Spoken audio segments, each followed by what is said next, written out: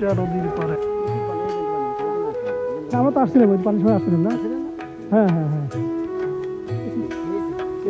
এরকম বড় বড় বিরাট কাল নৌকা আচ্ছা আচ্ছা এসে এখানে বেড়াইতো। নদীর কোনো অনেক ইয়ে হয়ে গেছে, দিকে আবার কাটতে যে বাজারে ছোট হয়ে গেছে, হ্যাঁ কাটবে। আচ্ছা এই হ্যালো ভিউয়ার্স, আসসালামু আলাইকুম।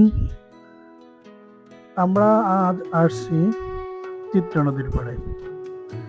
বাংলাদেশ মানেই নদীমাতৃক দেশ, আর সেই নদীগুলোর মাঝি নীরবে বয়ে চলছে এক পরিচিত কিন্তু অবহেলিত নদী, চিত্রা নদী।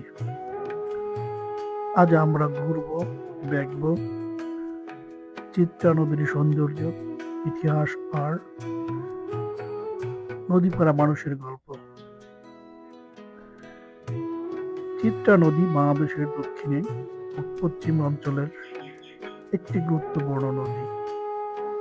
এই নদী ঝিনাইদহ ও মাগুরা জেলার উপর দিয়ে প্রবাহিত হয়ে নড়াইল জেলার কালিয়া উপজেলায় নবগঙ্গা নদীর সঙ্গে মিলিত হয়েছে।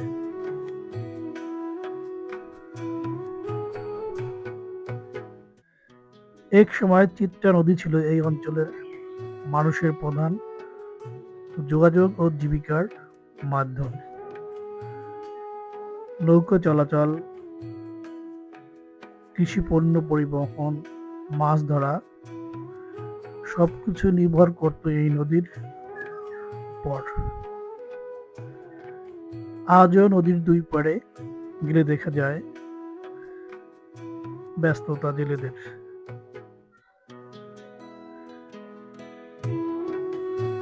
এই নদী শুধু পানি নয়, এই নদী মানুষের জীবন। বর্ষা মৌসুমে চিত্রা নদী তার পূর্ণ রূপ ধরা দেয়। পানিতে ভরে ওঠে নদীর বুক, চারপাশে সবুজের সমারোহ। আর শুষ্ক মৌসুমে দেখা যায় নদীর আরেক বাস্তব চিত্র। কমে যায় পানি, ভেসে ওঠে বালুচর। নদীর ভাঙন, দূষণ চিত্রা নদীর একটি বড় চ্যালেঞ্জ। তবু এই নদী বাঁচিয়ে রেখেছে আশেপাশে মানুষের জীবনের স্বপ্ন ও গল্প।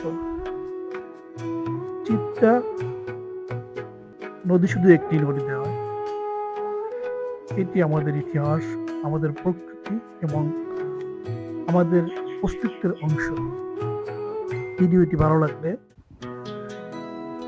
লাইক, কমেন্ট, শেয়ার করতে ভুলবেন না।